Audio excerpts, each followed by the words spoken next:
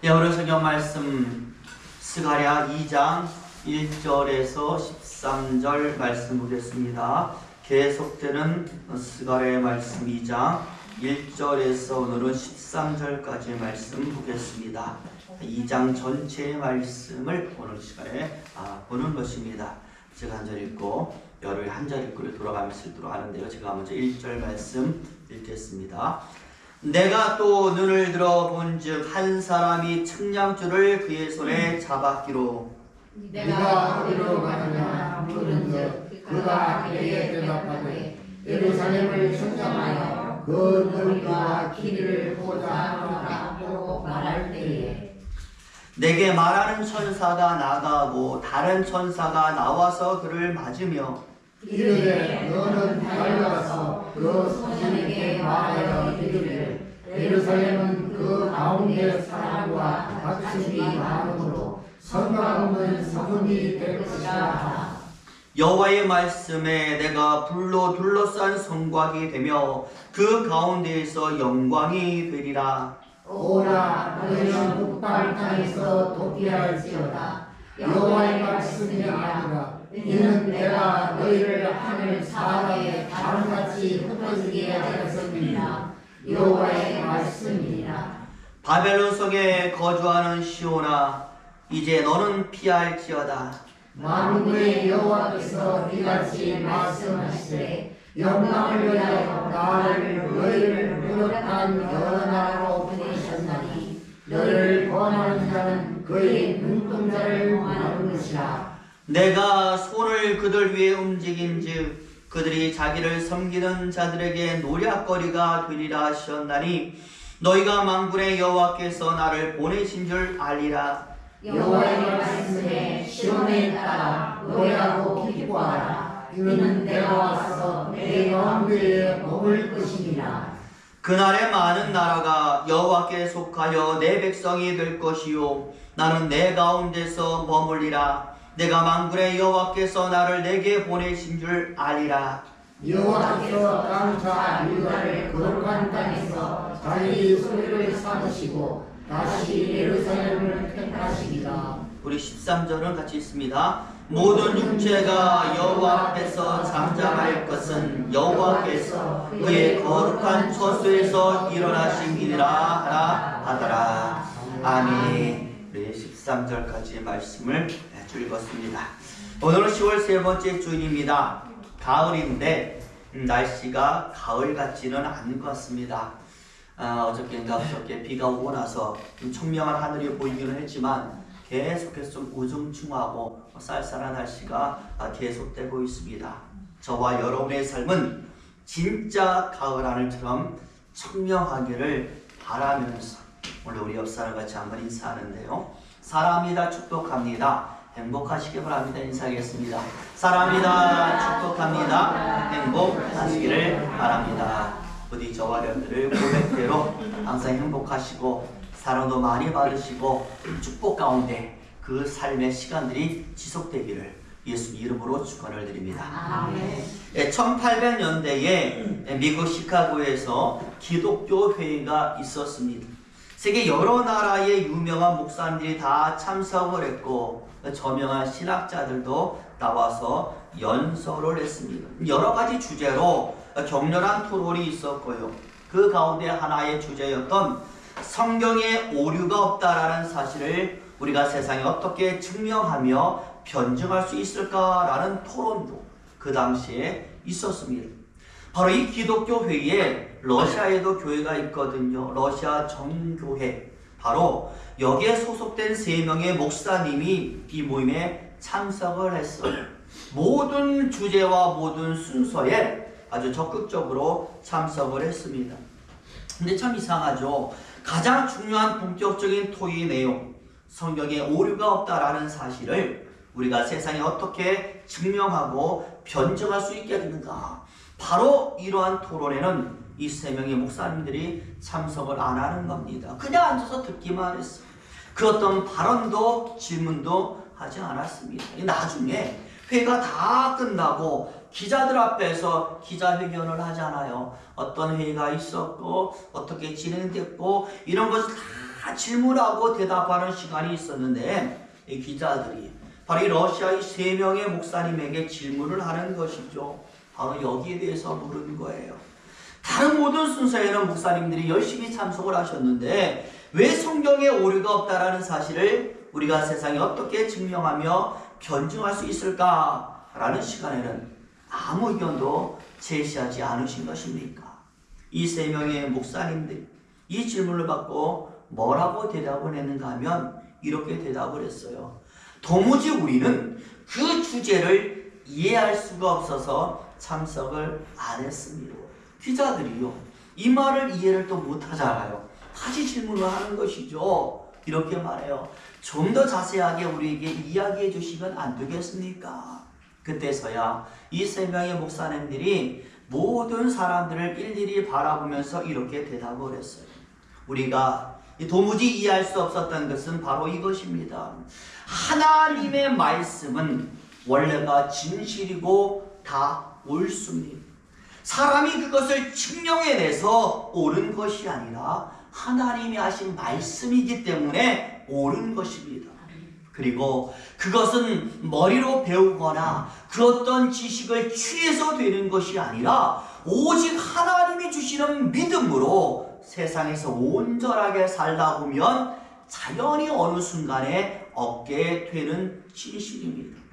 그러니 이 원래부터 진실인 이 사실을 국태여 무지한 우리의 지식과 유한한 우리의 역량으로 왜 무리하게 증명하려고 하는지 우리는 이해할 수가 없었습니다. 논증하려 하지 말고 증명하려 하지 말고 그저 말씀대로 제대로 사는 모습을 우리가 세상에 보여주면, 차분하게 보여주면 세상은 자연히 우리를 보고 하나님의 진리 안에 들어오게 될 것입니다. 여러분, 이 대답에 거기에 모였던 많은 목사님들이, 신학자들이 굉장히 깨달음을 얻고 다시 회개를 했다라는, 여러분 그렇습니다. 우리가 성경이 진실이라는 거 솔직히 우리가 배워서 알았습니까?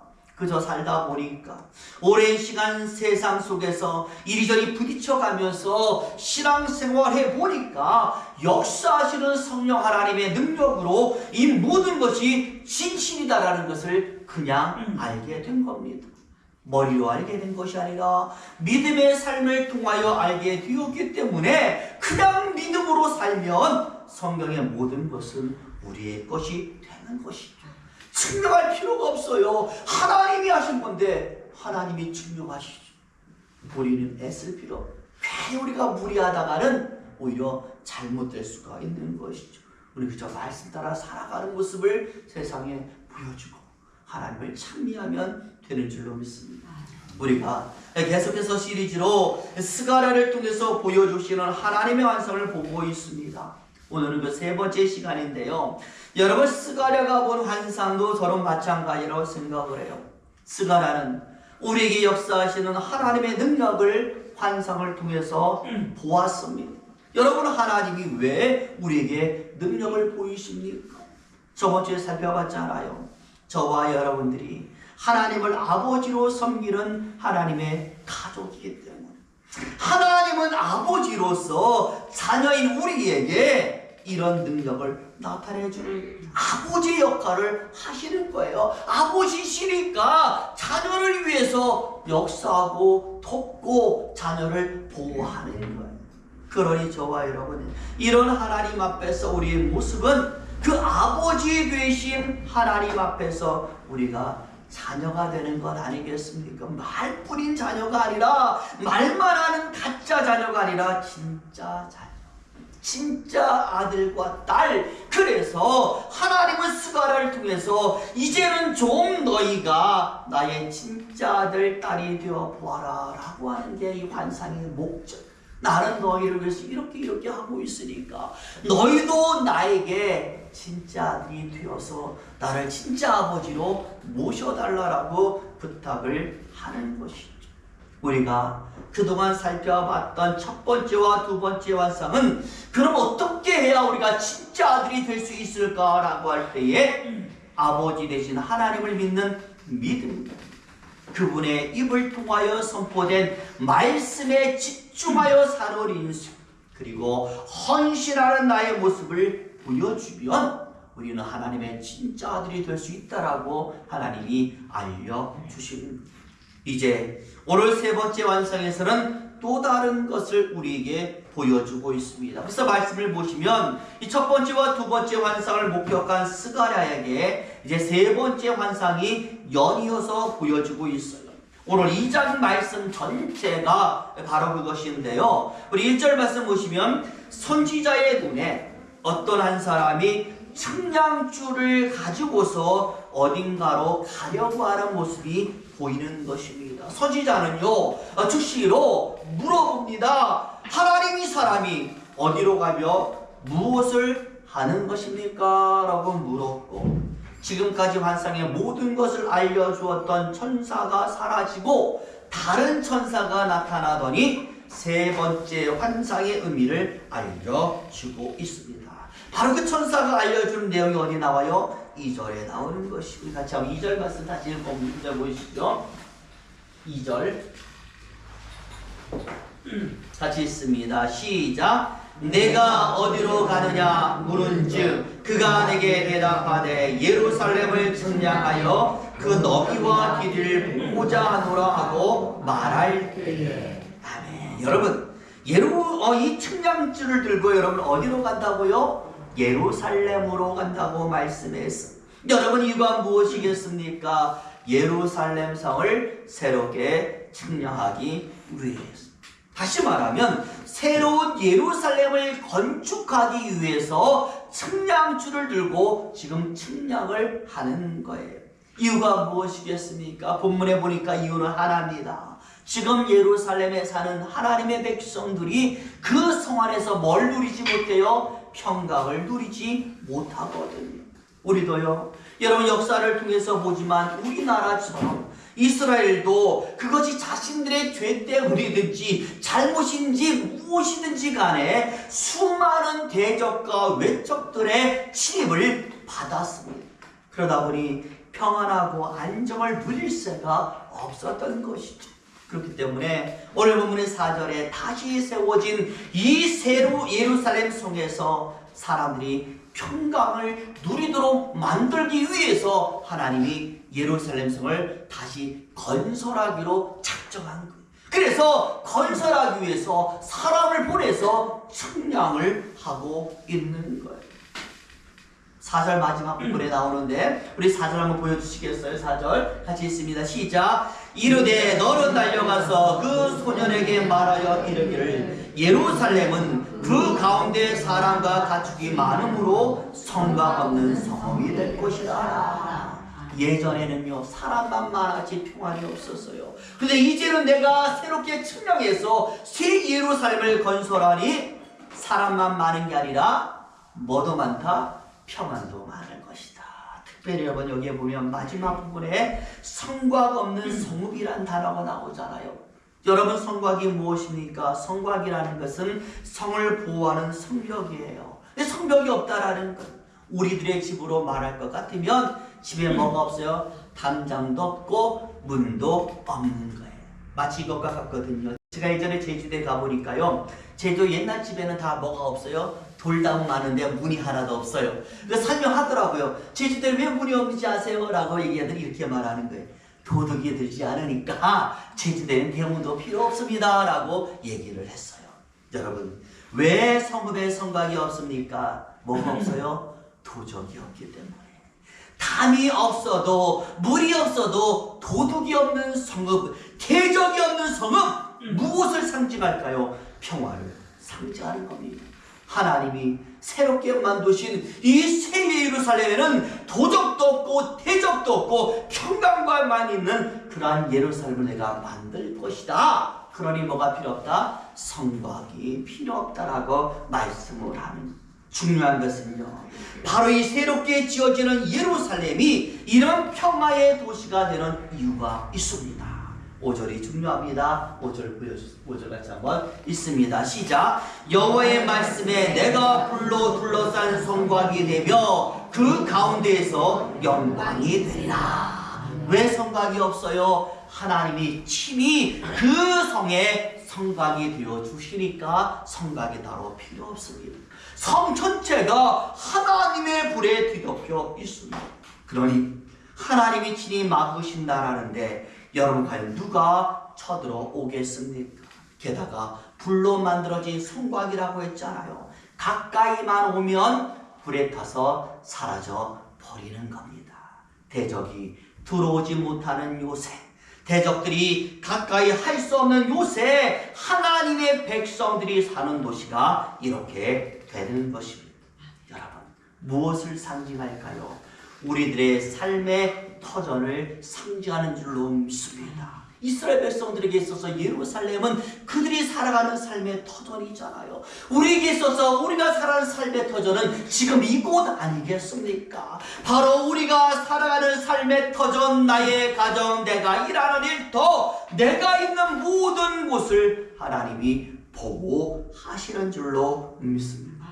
첫 번째 환상에서는 우리에게 내려지는 하나님의 능력이 우리들이 하는 모든 기도와 간구, 우리가 흘리는 모든 땀과 헌신과 노력에 가장 확실한 열매와 응답으로 내려지는 모습으로 하나님의 능력을 나타내셨고, 두 번째 환상에서는 우리에게 있는 모든 문제 얼마나 어려워요. 정말 사방에 불이 나타나가지고 사방 천지에서 우리를 힘들게 하는 현실이 있는데 하나님께서 대장장이 4명을 보내주셔가지고 그 모든 어려운 환경을 부셔뜨렸습니다. 우리를 어렵게 하고 힘들게 하는 모든 환경을 제거하고 부수고 사라지게 하는 능력으로 하나님의 능력을 베푸셨습니다. 그런데 오늘 세 번째 환상에서는 하나님의 능력이 어떻게 우리에게 내려지고 있습니까? 보호하시는 능력으로, 가장 안전한 삶의 터전을 만들어주시는 능력으로 우리에게 내려지고 있었던 거예요. 저와 여러분, 하나님 우리에게 응답하시는 줄로 믿습니다. 하나님 우리 삶의 모든 어려운 문제를 부숴주시는 줄로 믿습니다. 하나님 우리를 보호해 주시는, 그래서 스가랴가 본 세 번째 환상까지를 통하여 보여주는 하나님의 능력은 응답하시고 부수고 보호하시고, 이렇게 하나님이 우리에게 역사하시는 것이죠. 그러니 저와 여러분, 우리에게는 하나님의 능력이 나타나지 않는 부분이 없는 겁니다. 모든 곳에서 하나님이 우리에게 세밀하게 우리를 도우시고 관찰하시고 함께 하시는 하나님의 모습을 하나님은 스가랴를 통해서 보여준 거예요. 그래 여러분, 이 환상을 본 자에게는 뭐가 나타날까요? 감사가 나타날 수밖에 없어요. 찬양이 나타날 수밖에 없어요. 하나님 이렇게 나를 생각하십니까? 너무나 감사해요. 게다가요, 계속되는 본문 말씀을 보면 하나님이 주시는 말씀이 여기에서 그치지 않아요. 보면은 6절 말씀부터 쭉 뭐가 나와 있습니까? 아직도 누가 있다고? 세상에는 이 하나님의 요새 안에, 예루살렘 안에 들어오지 못하고 있는 사람이 있다라고 말씀을 하고 있습니다. 그렇기 때문에 이 장에서 하나님의 말씀은 바로 이런 사람을 향해서도 선포가 되는 겁니다. 예루살렘에 있는 백성들만 내가 보호하는 것이 아니다. 아직 세상에는 예루살렘 안에 들어오지 못하는 많은 성도들이 있으니까 이것을 세상에 알려서 그들이 빨리 나를 알고 이 안으로 들어올 수 있도록 만들어라 라고 말씀.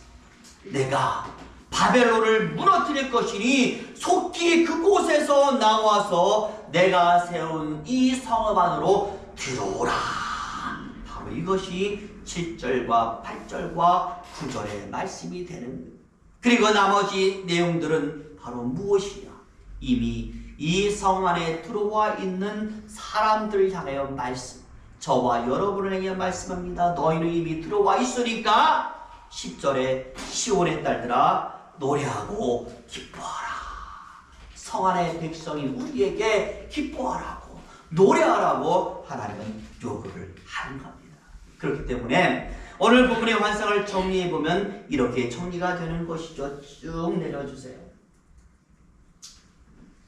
예, 이렇게 정리가, 첫 번째가 뭐라고요? 같이 읽어볼까요? 시작. 하나님의 백성이 살 곳을 친히 예비하시고 건설하시는 하나님. 두 번째는 시작. 그곳을 그 어떤 악의 세력도 드나들지 못하도록 완벽하게 보호하시는 하나님의 은총. 세 번째는 시작. 이를 경험하고 누리는 백성들이 기쁨과 찬양을. 그 마지막 네 번째 시작. 전 세계로 이어지는 구원의 확장. 이게 바로 세 번째 환상의 내용이에요. 여러분, 첫 번째와 두 번째는 누가 하는 겁니까? 하나님이 하시는 것이고, 세 번째와 네 번째는 우리가 해야 되는 거예요. 이렇게 정리해서 하나님이 환상을 보여줘요. 내가 너희를 이렇게 보호할 거다. 이렇게 너희를 위해서 일할 거니까 너희는 이 성 안에서 기뻐하고 노래만 해라. 그리고 다른 사람이 아직 밖에는 들어오지 못한 사람 많으니까 그들에게 알려서 들어오도록 만들어라. 이렇게 우리에게 알려주는 것이지. 그러니 저와 여러분, 첫 번째 환상에서는 말씀을 듣는 것과 헌신, 두 번째 환상에서는 믿음, 오늘 세 번째 환상에서는 찬양과 복음 전파, 마지막을 살아가는 우리가 성도로서 해야 될 부분을 하나님은 정리해서 알려주고 있습니다. 여러분, 일본의 한 유명한 회사에서요, 신입사원을 뽑았습니다. 일본의 10대 기업 안에 들어가기 때문에 많은 사람들이 지원을 했거든요. 20명을 뽑는데 400명이 넘게 지원을 했어요. 모두 다 면접을 할 수가 없잖아요. 그래서 1차는 서류만 면접을 하고 2차에는 100명을 줄여가지고 이 사람은 직접 회사를 불러가지고 직접 대면해서 면접을 하는 거예요. 그런데요, 참 이상하죠. 아주 중요한 일꾼들을 뽑는 그러한 면접이기 때문에 사장이 직접 와서 면접을 하는데요, 면접하는 방법이 이상해요. 한 명씩 들어오잖아요. 그러면 사장이 앉으세요 라고 말하고 아무 말도 안 하고 멀뚱멀뚱 쳐다봐요. 한 20분 동안 이렇게 쳐다보더니 이제 나가셔도 됩니다 라고. 100명을 전부 다 들어오면 앉으세요. 20분 있다가 나가면 됩니다. 아무 말도 안 하고 그렇게 하고 면접이 끝났는데, 면접이 다 끝나자마자 합격자를 발표하네요. 몇 명이? 7명이 합격했다라고 발표하는 거예요. 그러니까 그날 왔던 면접자들이 뭐 했겠어요? 배모하는 거죠. 아니, 면접을 하는데 아무것도 물어보지가 아무것도 하지 않았는데 7명이 합격했는데 우리가 보니까 저 7명도 우리가 똑같은데 뭐가 다르다고 저 사람은 합격이고 나는 떨어졌습니까? 이거 뭔가 사전에 뭔가 있는 것 아닙니까? 라고 항의를 했어요. 그랬더니 이 사장이 나와서 이렇게 말하는 거예요.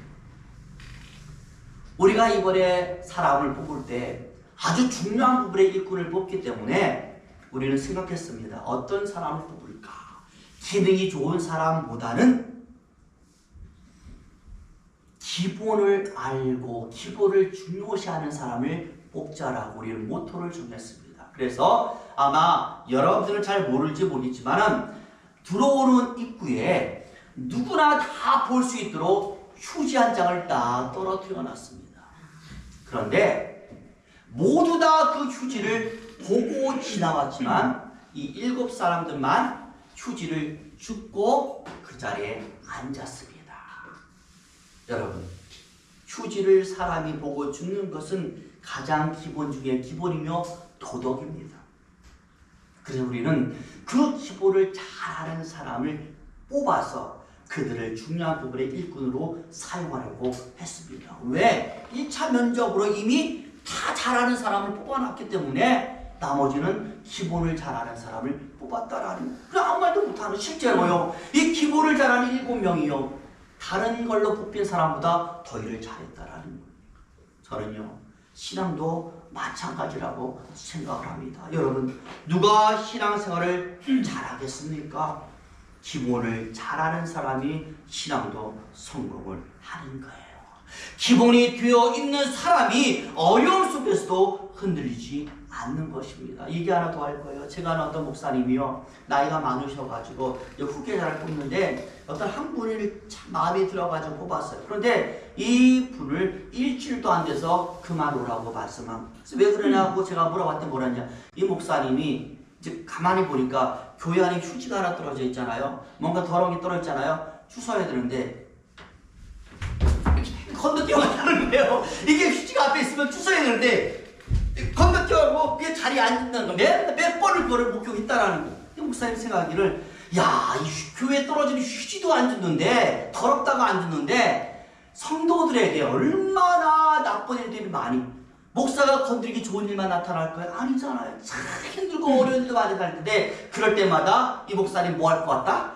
그냥 다 패스할 것 같이 그래 느껴지는 거예요. 휴지 하나도 제대로 못 주는데 성도의 그 어려움을 다 살피게 됩니다. 그래서 그 다음 줄로 오지 말라. 우리 교회는 안 맞는 것 같습니다라고 말을 했다라는 거예요. 좋아요, 여러분. 신앙의 기본을 잘 아는 사람이 모든 것을 잘 아는 줄로 믿습니다. 오늘 스가랴 선지자를 통하여 하나님은 이 기본이 무엇인지를 알려주는 것. 첫 번째 환상을 통해서는 말씀을 듣는 자세가 기본이다. 하나님을 위해서 헌신하는 것이 기본이다. 두 번째 환상에서는 믿음이 기본이다. 오늘 세 번째 환상에서는 찬양하고 복음을 전파하는 것이 성도의 기본이다. 부디 저와 여러분, 우리 믿음의 교회는 종말의 시대에 오늘 하나님이 알려주는 이 기본을 잘 아는 성도가 되어주시길 바랍니다. 그래서 그 어느 때보다도 더 큰 하나님의 역사, 스가랴가 본 환상처럼 그 어떤 기도에도 응답하시는 하나님의 역사, 우리 모든 어려움을 부수고 깨뜨리시는 역사, 우리를 온전히 불러서 보호하는 역사, 그 역사가 나타나시기를 예수의 이름으로 축원을 드립니다. 기도하겠습니다.